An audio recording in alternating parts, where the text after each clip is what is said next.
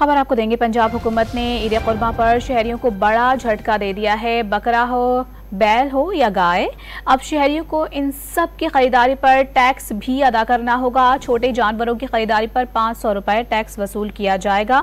पंजाब हुकूमत ने ईद कुर्बान पर शहरियों को बड़ा झटका दे दिया है। जहां एक तरफ महंगाई में रोज बरोज इजाफा हो रहा है, तो वहीं बकरा हो या बैल या आप गाय खरीदें, इन तमाम चीज़ों की खरीदारी पर आपको टैक्स अदा करना पड़ेगा। आप चाहे छोटा जानवर परचेज करें या बड़ा, उस पर आपको टैक्स ज़रूर दिया जाएगा। छोटे जानवरों की खरीदारी पर तकरीबन 500 रुपए टैक्स वसूल किया जाएगा।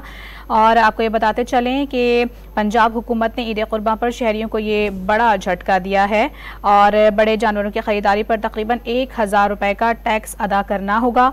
बड़ी ईद पर शहरियों को ये बड़ा झटका। पंजाब हुकूमत की जानिब से बकरा, बैल, गाय सबकी खरीदारी पर अब टैक्स वसूल किया जाएगा। सरकार व्यापारियों से और व्यापारी शहरियों से टैक्स वसूल करेंगे।